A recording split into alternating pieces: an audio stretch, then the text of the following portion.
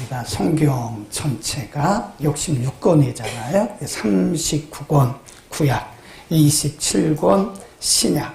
그래서 그 구약을 우리가 보통 오실 메시아, 앞으로 메시아가 오신다, 예수님이 오신다라고 하는 것을 예언한다. 그래서 구약 전체는 창세기부터 말라기까지 예수님에 대한 예언이에요. 늘 제가 강조하지만 우리가 구약을 보면서 어떤 성경이든지 39권 어떤 성경이든지 그 안에서 예수님을 발견하지 못하면 우리는 성경을 더 깊이 봐야 돼요. 만일 우리가 구약 성경을 읽으면서 그 안에 담겨진 메시아, 예수 그리스도를 발견하지 못한다면 우리는 지금 성경을 멀리하고 있는 거다.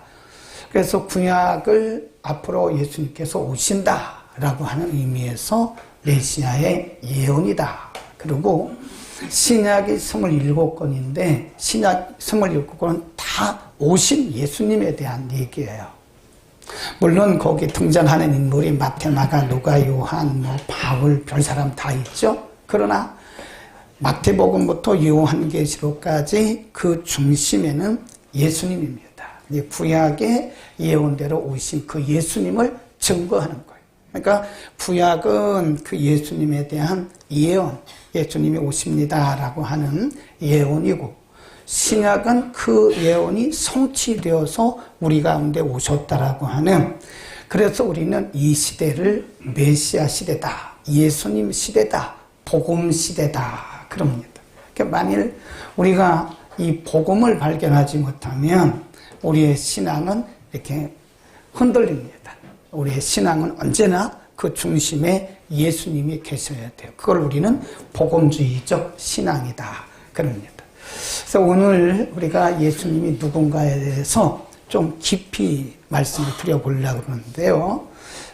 신약에 보면 예수님에 대해서 말씀한, 예수님을 증거한 여러 부분들이 있는데 오늘은 조금, 오늘 굉장히 많이 오셨어요.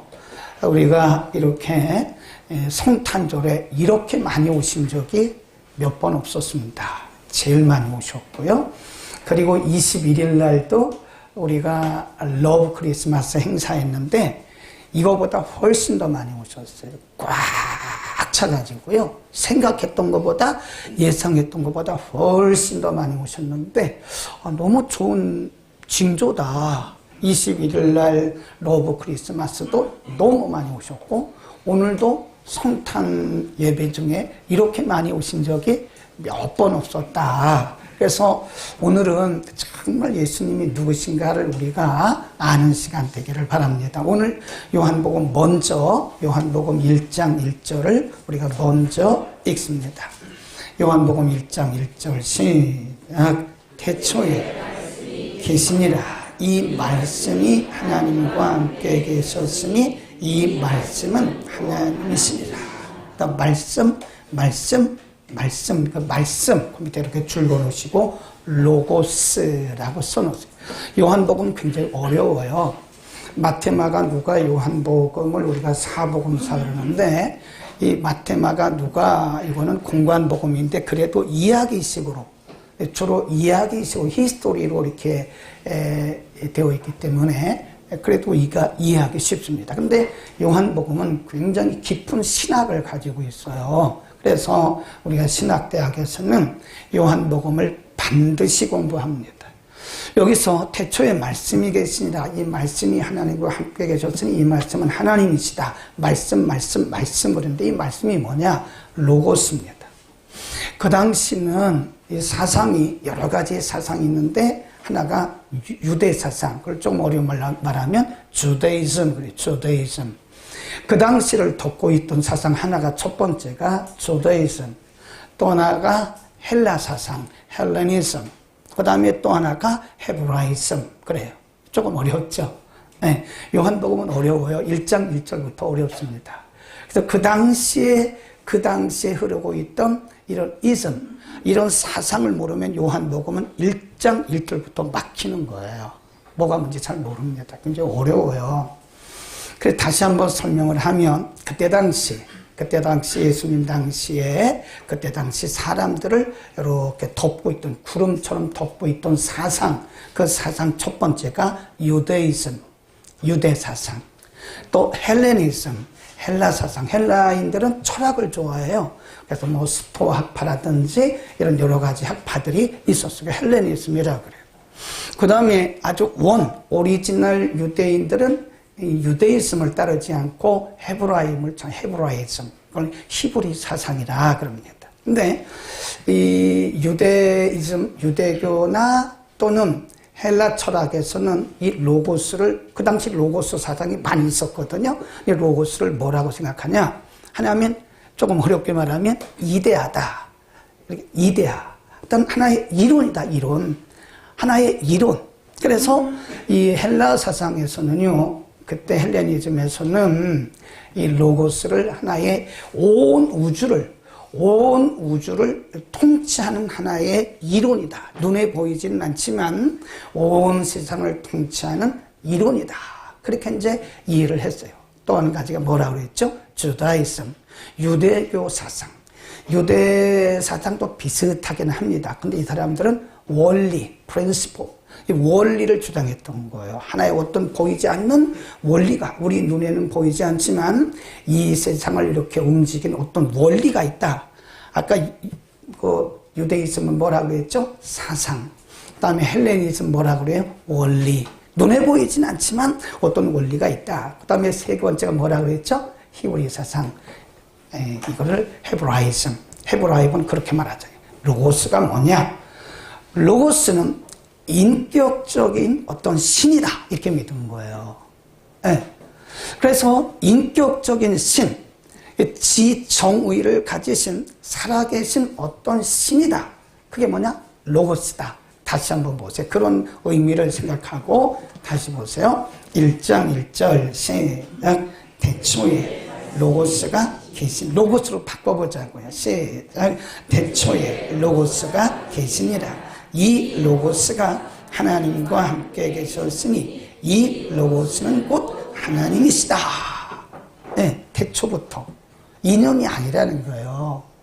로고스는 사상이 아니라는 거예요.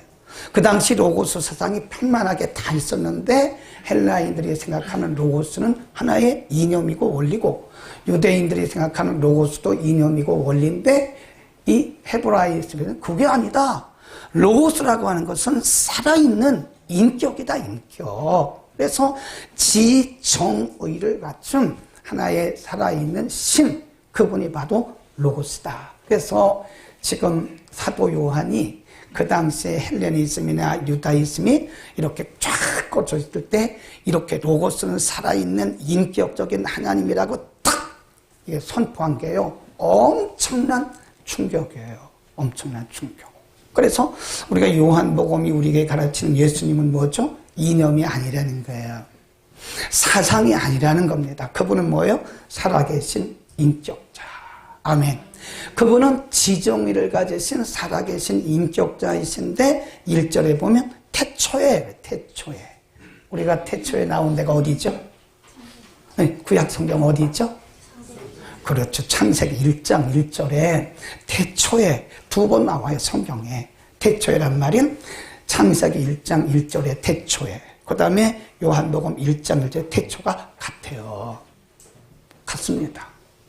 그러니까 이 로고스는 언제부터 계신 거예요? 태초부터.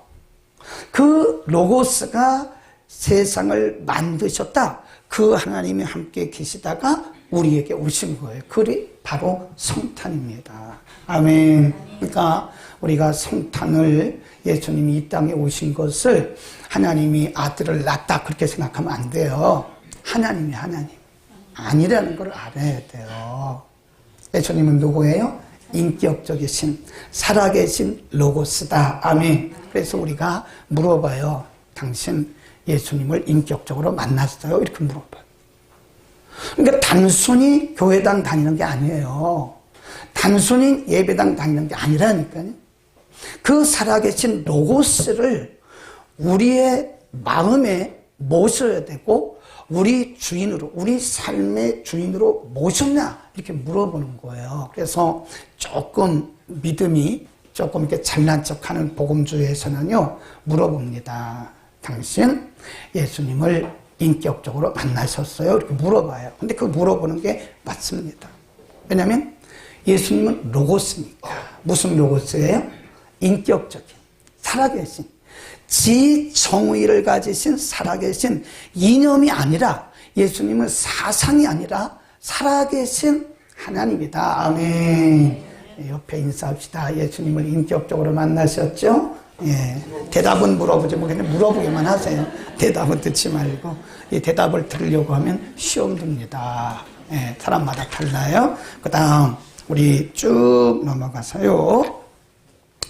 한 군데 또 보겠습니다. 빌립보서 2장으로 갑니다. 빌립보서 2장 쭉 넘어가서 신약 성경 빌립보서 319면입니다. 빌립보서 2장 6절부터 봅니다. 7, 8 이렇게 6, 7, 8 세 절이니까요. 함께 찾으셨죠? 319면 전후에 6, 시작.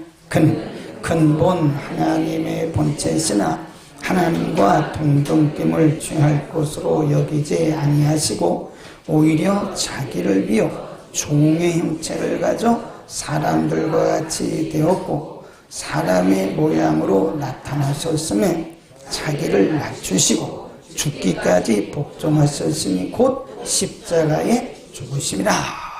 그는 근본 뭐라 그래요? 하나님과 동등 본체. 하나님과 본체고 하나님 자신. 근데 그분이 자기를 비웠어요. 그래서 사람의 모양으로 오신 거예요. 그러니까 우리가 이제 마태복음 1장에 보면 마리아하고 요셉하고 이렇게 정혼을 했어요. 유대인들은 절대 혼전 성교를 안 합니다. 유대인들 중에 결혼하기 전에 어떤 성관계를 가지면 그것은 완전히 돌에 맞아 죽어요. 네. 요즘에는 막 굉장히 혼란스러운데 약혼만 하고 이 사람들이 절대 같이 잠자리를 안 했어요. 근데 어느 날 보니까 이 마리아의 배가 불러오는 거예요. 그 성경이 뭐라고 말씀하냐면 요셉은 의로운 자라. 이 일을 깊이 생각할 때 천사가 꿈에서 말씀하기를 두려워하지 마라. 그에게 잉태된 자는 성령으로 잉태되었다 그랬어요. 한 번도 마리아와 요셉이 약혼만 했어요. 그리고 전혀 잠자리를 하지 않아요. 근데 어느 날 마리아의 배가 불러오는 거예요. 천사가 알려줬어요. 걱정하지 마. 두려워하지 마. 이건 성령으로 잉태된 거야 라고 말씀하셨어요. 그래서 성령에 의해서, 그러니까 마리아라고 하는 분은 그냥 임시로 그 태를 쓰신 거예요. 태를 빌려서 그 하나님이 인간의 모습을 잊기 위해서 마리아의 태를 빌리시고 마리아를 통해서 인간의 모습으로 나오셨는데 그분이 예수님이다. 그래서 우리는 이걸 뭐라 그러냐면 이룰 성자 있지. 이룰 성자, 고기 육자, 육신할 때 육자, 몸신자. 그래서 육신을 이루셨다. 영원하신 본질이 하나님이신 그분이 인간을 구원하시기 위해서 죄 있는 인간의 모습을 잊고 이 땅에 오셨는데 그분에게는 죄가 있어요? 없어요? 히브리서에 보면 그분에게는 죄는 없다. 이렇게 말씀했어요. 그래서 오늘은 어떤 날이냐. 하나님이 영원하신 그분이 인간을, 죄인들을 구원하시기 위해서 아담의 죄가 오고 인간은 다 파괴됐거든. 인격도 파괴. 인간은 다 지옥 가야 돼요. 네, 다 지옥 가야 됩니다. 그러니까 죄와 허물로 죽었어요. 죽을 수밖에 아니에요. 이미 죽었던 우리들을 구원하시기 위해서 하나님이 죄 있는 인간의 몸으로 오셨다. 그날이 오늘이에요. 다시 한번 보세요. 육신, 6절, 시작.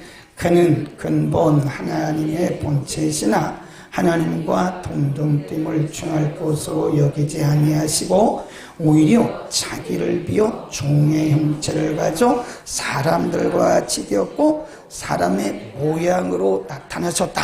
그렇죠. 네, 근본 하나님이신데 자기를 비워서 사람의 모양으로 그걸 뭐라 그랬어요? 성육신, 성육신. 인간의 몸을 입고 이 땅에 오셨다. 근데 그 오시는 방법이 비천한 그 말구유에서 베들레헴, 아주 천한 베들레헴이 아주 변두리 동네예요. 예루살렘 가보면 변두리 동네입니다. 네? 변두리 동네, 그것도 말구유에서 예수님이 태어나신 것은 인간에게 어떤 겸손함을 보여주시기 위해서 그분이 그렇게 오신 거예요. 예수님께서 인간의 몸을 입으신 하나님이시다 사실을 믿기를 바랍니다. 마태복음 1장 23절에 보면 보라 처녀가 잉태하여 아들을 낳으리니 그 이름을 뭐라 하라? 임마누엘이라 하라. 번역한즉 하나님이 우리와 함께 계시다 함이로라 그랬어요.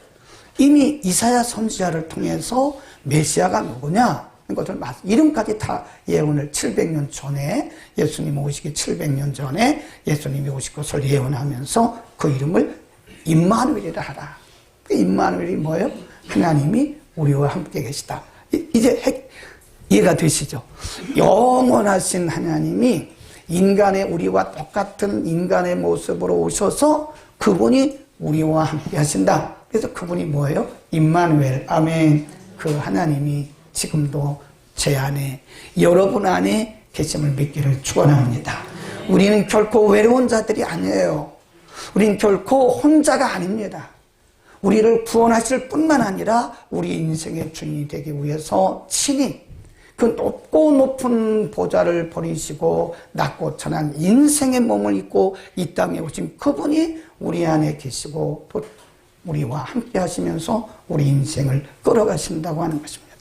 예수 그리스도가 우리에게 주인인 것을 믿겠다.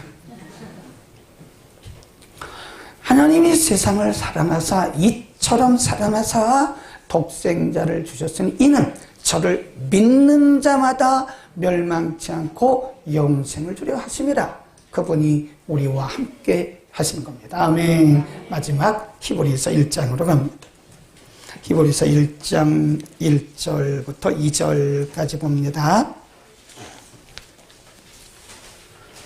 히브리서 1장 1절 그리고 2절 352면 또 같이 읽습니다. 시작.